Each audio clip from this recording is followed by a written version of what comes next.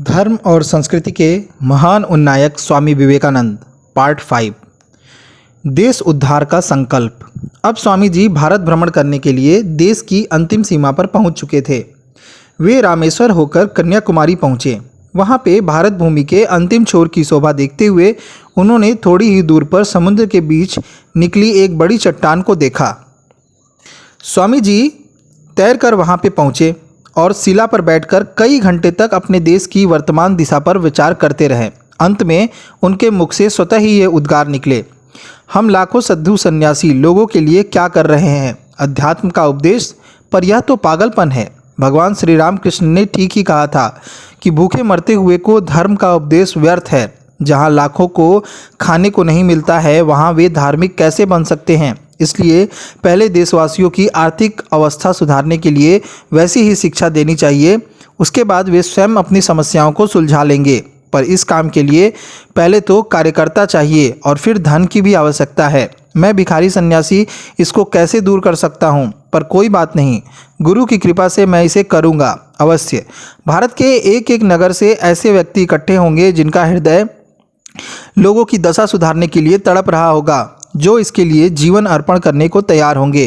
पर पैसा, इस कार्य का भार लेकर मैं राजा से लेकर रंक तक के पास घूम चुका हूँ, पर सर्वत्र सहानुभूति के शब्द ही मिलते हैं। इसलिए मैं इस कंगाल देश में किसी का सहारा ना लेकर समुद्र पार पश्चिमी देशों में जाऊँगा और अपनी विद्या बुद्धि के प्रभाव से पैसा प्राप्त करूँगा। फिर स्वदेश आकर लोगों के उद्धार की योजना को पूरा करूँगा और इसी प्रयत्न में अपनी प्राण भी त्याग दूँगा। मद्रास पहुंचने पर स्वामी जी के पास अनेक जिज्ञासुओं की भीड़ रहने लगी। एक हिंदू पंडित आया जिसका आचार विचार पूरी तरह से अंग्रेजी हो चुका था। उसने वेदों को ऋषियों के अर्थहीन लेख बताया और कहा, स्वामी जी संध्या वंदन का समय नहीं मिलता, इसलिए उसे छोड़ दिया जाए तो कोई हानि है? भारतीय संस्कृति के प्रति ऐसी अवज्ञापूर्ण बातें सुनकर स्वामी जी एकदम आवेश में आ गए और गरज कर कहने लगे। क्या कहा? जिन प्राचीन महामानवों की बुद्धि के घोड़े चलते नहीं वरन उड़ते थे, जिनकी महिमा पर जरा सा भी विचार करने पर तुम एक क्षुद्र कीड़े की तरह जान पड़ते हो, उन सब ऋषियों के पास तो इस कार्य के लिए समय था और मेरे साहब आपके पास समय नहीं है। तुमने अंग्रेजी के अक्षर सीखकर कुछ पुस्तकें पढ़ ली हैं तो उन्हीं से तुम्हारा दिमाग फिर गया है। उन ऋषियों के विज्ञान की तुमने परीक्षा की है? तुमने कभी वेदों को पढ़ने का कष्ट उठाया है? उनमें समझने की शक्ति हो तो फिर उस संबंध में बात किया करो। इस तरह स्वामी जी बहुत ज़्यादा भड़के। स्वामी जी की प्रथम विदेश यात्रा।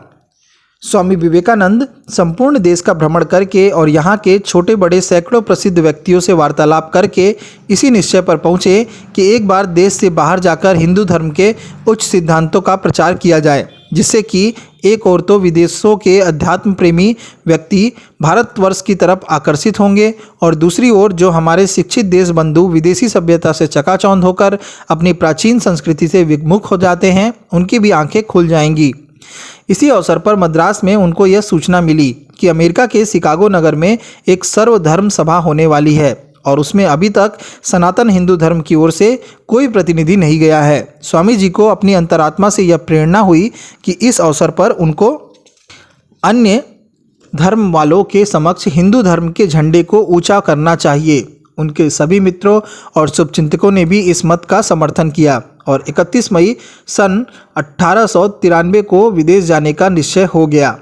जिस समय स्वामी जी यात्रा के लिए धन की व्यवस्था पर विचार कर रहे थे, उसी समय खेतड़ी के दीवान जगमोहन लाल उनकी सेवा में उपस्थित हो गए। उन्होंने कहा कि आपने 2 वर्ष पहले राजा साहब को पुत्र होने का आशीर्वाद दिया था, वह सफल हो गया है और उस आनंद उत्सव में महाराज ने आपसे पधारने की प्रार्थना की है। स्वामी जी खेतड़ी पहुँचे और नवजात शिशु को आशीर्वाद देकर चल दिए। खेतड़ी नरेश ने अपने दीवान को भी उनके साथ भेजा और यात्रा का पूरा प्रबंध और मार्ग व्यय आदि की व्यवस्था करने की ताकीद कर दी। खेतड़ी नरेश स्वामी जी को विदा करके जयपुर स्टेशन तक आए। चलते चलते उन्होंने पूछा, आप अमेरिका पहुंचकर किस नाम से प्रचार कार्य करेंगे? स्वामी जी ने उत्तर दिया कि अभी तक मैंने कोई पक्का नाम रखा नहीं है, कभी सच्चिदानंद कभी अन्य कोई नाम रखकर घूमता फिरता रहता हूँ। उसी समय राजा साहब ने कहा, स्वामी जी आपको विवेकानंद नाम कैसा लगता है? उस दिन से ही परमहंस देव के शिष्य नरेंद्र स्वामी विवेकानंद के ही नाम से प्रसिद्ध हुए। जयपुर से बम्बई जाते हुए आबू रोड स्टेशन पर स्वामी जी की भेंट अकस्मात अपने एक गुरु भाई तुरानंद से हो गई। उनसे बातें करते हुए स्वामी जी ने कहा, हरि भाई, मैं तुम्हारे धर्म कर्म को अधिक नहीं समझता, पर मेरा हृदय अब बहुत विशाल हो गया है और मुझे सामान्य लोगों के दुखों की बड़ा अनुभव होने लगा है। मैं सत्य कहता हूँ कि लोगों को कष्ट पाते देखकर मेरा हृदय बड़ा व्याकुल हो उठता है। यह कहते कहते स्वामी जी की आंखों से आंसू गिरने लगे। स्वामी तुरानंद ने इस प्रसंग का वर्णन करते हुए कहा था कि क्या यह भावना और शब्द बुद्ध देव के समान नहीं है। मैं दीपक के प्रकाश की तरह स्पष्ट देख रहा था कि देशवासियों के दुखों से स्वामी जी का हृदय धधक रहा था और वे इस दुर्व्यवस्था का सुधार करने के लिए किसी रामबाण रसायन की खोज कर रहे थे। 31 मई को स्वामी जी बम्बई के बंदरगाह पर अमेरिका जाने वाले जहाज में सवार हो गए। उस समय भगवा रंग का रेशमी लबादा, माथे पर उसी रंग का फेटा बांधकर किसी राजा के समान शोभा देने लगे। इन सब की व्यवस्था खेतड़ी के दीवान जगमोहन लाल ने ही की थी। जगमोहन लाल और मद्रास के एक भक्त अलसिंह पेरुमल उन्हें जहाज के दरवाजे तक पहुंचाने को आए। थोड़ी देर बाद जहाज के छूटने की घंटी बजी। दोनों भक्तों ने स्वामी जी के पैर पकड़कर आंसू भरे नेत्रों से विदा ली और जहाज चल दिया। Colombo, Penang, Singapore, Hong Kong, Nagasaki, Osaka, Tokyo आदि बड़े नगरों को देखते हुए स्वामी जी अमेरिका के वैंकूवर बंदरगाह पर उतरे। वहां से रेल के द्वारा शिकागो पहुंच गए। स्वामी जी जुलाई के आरंभ में अमेरिका पहुंच गए थे। वहां उनको मालूम हुआ कि सभा सितंबर में होने वाली है। इतने समय तक शिकागो जैसे खर्चीले शहर में होटल में रहने लायक धन स्वामी जी के पास नहीं था। यह भी कहा गया कि किसी प्रसिद्ध संस्था के प्रमाण पत्र के बिना ये धर्म सभा के प्रतिनिधि के रूप में स्वीकार नहीं किए जा सकते। कुछ दिन बाद कम खर्च की निगाह से बोल्टन चले गए। रास्ते में एक भद्र महिला से परिचय हो गया, जिसने आग्रहपूर्वक उनको अपने घर में ठहरा लिया, पर उस शहर में अपनी पोशाक के कारण उन्हें असुविधा होने लगी। विचित्र ढंग का गेरुआ लबादा और फेंटा देखकर मार्ग में अनेक व्यक्ति और लड़के एक तमाशा समझकर उनके पीछे लग जाते और हुर्रे हुर्रे का शोर मचाने लगते। इस दिक्कत से बचने के लिए उस महिला ने उनको सलाह दी कि सामान्यतः आप यहाँ की पोशाक पहन लीजिए। स्वामी जी सन्यासी होने पर भी रूढ़ियों के गुलाम नहीं थे और उद्देश्य की सिद्धि के लिए इस प्रकार के बाह्य परिवर्तन में उनको कुछ भी ऐतराज नहीं था। पर कठिनाई ये थी कि अब उनके पास अधिक धन नहीं बचा था। इससे वे धैर्यपूर्वक कठिनाइयों को सहन करके दिन बिताने लगे। इतने में स्त्रियों की एक संस्था ने उनको अपने यहाँ व्याख्यान देने के लिए आमंत्रित किया।